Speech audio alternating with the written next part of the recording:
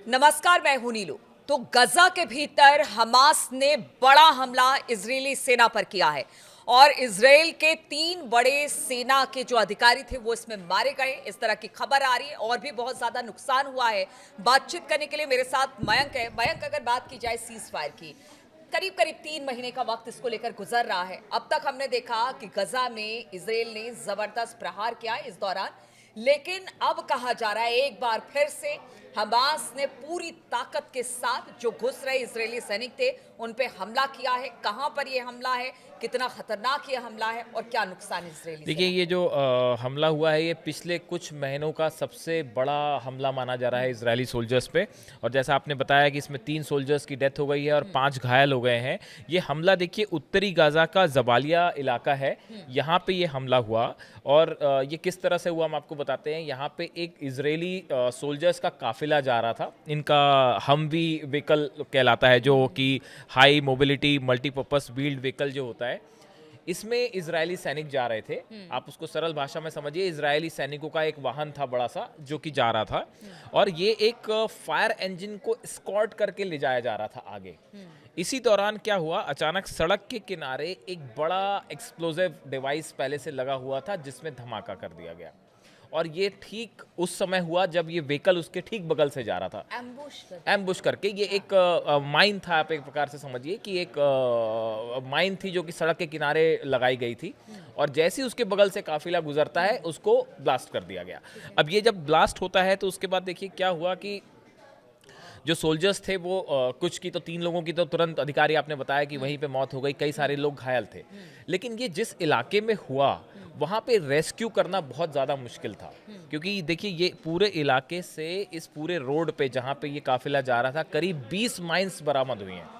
20 बड़े बॉम्ब्स जो हैं वो हमास ने प्लांट किए थे यहाँ पे। ये एक बड़ा एम्बुश था कि इजरायली सेना वहाँ पे आती है और वहाँ पे फंस जाए और उस पे हमला हो जाए।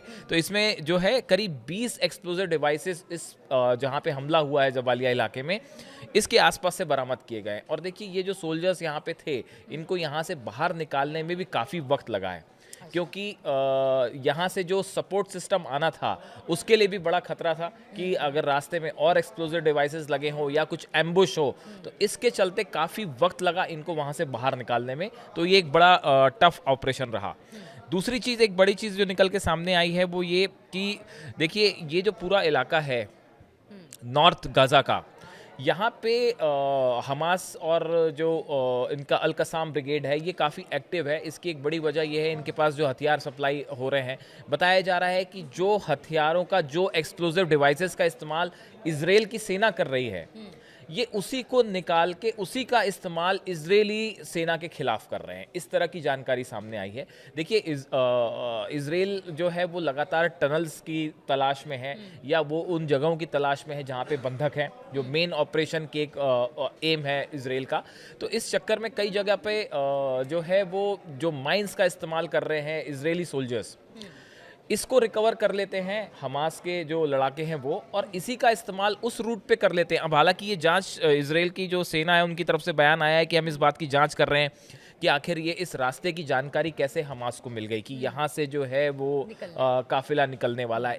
इसकी जानकारी पहले से कैसे मिली, बॉम्ब्स कब और कितने समय पहले प्लांट किए गए थे, क्या उसे रिमोट से ब्लास्ट किया गया या वो किसी और तकनीक से ब्लास्ट हुए हैं, इसको लेके फिलहाल जांच चल रही है। लेकिन पिछले कुछ महीने का ये सबसे बड़ा हमला माना जा रहा है। आप देखिए, हमास जिस तरह से लड़ाई करता है, गुरिल्ला वॉर कह सकते हैं इसे। और इजराइल के लिए कहा जाता है कि अब वो धीरे धीरे अंदर दाखिल होने की गजा में कोशिश कर रही है ताकि वहाँ से फिलिस्तीनियों को निकाला जाए, ऐसी मंशा है जिस तरह से खबरें आ रही हैं।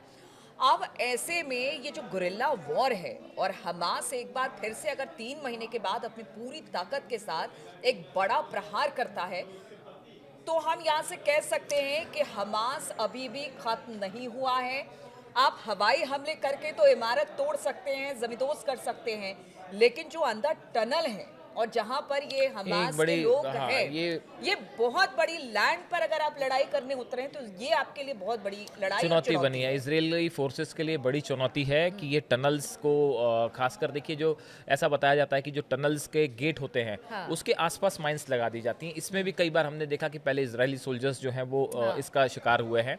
तो हमास की तरफ से जो एम्बुश करके हमले हो रहे हैं या जो गुरिल्ला वॉरफेयर हो रहा है, इससे बड़ा नुकसान होता है इजरायली फोर्सेस को। और देखिए, आप अगर पिछले 48 घंटे की बात करें तो पिछले 48 घंटे में गजा में जबरदस्त खून खराबा हुआ है। देखिए, पहले तो वहाँ पे सहायता वितरण केंद्र पर जो हमला हुआ उसमें बताया जा रहा है कि जो है 50 से ज़्यादा लोग उसमें मारे गए हैं। वहाँ पे वो लोग जमा थे जो कि खाना लेने के लिए पहुंचे थे और वहाँ पे फायरिंग हो जाती है। अब आरोप लग रहे हैं कि इजराइल की तरफ से फायरिंग की गई है, लेकिन अभी ये साफ नहीं है कि कैसे ये पूरा मामला हुआ। दूसरी तरफ से देखिए, अभी पिछली स्ट्राइक जो इजराइल की तरफ से हुई है, अभी सोमवार को स्ट्राइक हुई है जिसमें 14 लोग मारे गए, जिसमें काफ़ी सारे बच्चे भी हैं। तो गजा से जो तस्वीरें आ रही हैं वो बेहद ही भयावह तस्वीरें हैं। और इसकी बार बार यूरोप की तरफ से भी कई कंट्रीज़ ने ये अपील की है कि फ़ौरन गजा में हमले बंद होने चाहिए। अब वहाँ ना पानी है, ना खाने की सुविधा है, और ऐसे में जो है वो ये लड़ाई और अब एकदम अब निर्णायक मोड़ की तरफ पहुँच रही है। गजा में अब क्या होगा, ये जल्दी ही कुछ इसको लेके कुछ चीज़ें निकल के सामने आ सकती है। अभी इसके लिए हालांकि नेतन्याहू का भी इसमें स्टेटमेंट आया है, इस हमले को लेकर उन्होंने जो है फैमिली से सांत्वना जताई है, दुख जताया है। अब सवाल ये है कि आगे ये जो ग्राउंड ऑपरेशन इजरायली फोर्सेस का है, ये आगे कैसे बढ़ाया जाए, कितनी दूरी तक अंदर जाना है, कैसे इस हमास के जो माइंस हैं उसको कैसे उनसे कैसे निपटना है, और जो एम्बुश हो रहे हैं इनसे कैसे निपटना है, ये एक बड़ी चुनौती है। लेकिन फिलहाल ये इजरायली सेना को बहुत बड़ा झटका है। एक सवाल का जवाब और दीजिए, उसके बाद हम इस चर्चा को खत्म करेंगे। चूंकि हमास की बात हो रही है, इस तरह की इस वक्त स्थिति बहुत खराब है गजा में, वो तस्वीरें बार बार सामने आती है। तो अब ये लग रहा है हमास को भी कि अब यहाँ से दो दो हाथ करना ही है, क्योंकि अगर हम पीछे हुए तो शायद इजराइल अपनी सेना को और आगे बढ़ाएगा और फिर कहते नहीं सर्वाइवल की लड़ाई है वो खत्म हो जाएगी। अब देखिए, ये दोनों चीज़ें एक साथ हो रही हैं। एक तरफ तो बार बार सीज फायर के प्रस्ताव भी आ जाते हैं, फिर वो एक तरफ से कभी वो इजराइल की तरफ से ठुकरा दिए जाते हैं, फिर कभी हमास की तरफ से बयान आता है कि भाई ये शर्तें हमें मंजूर नहीं है।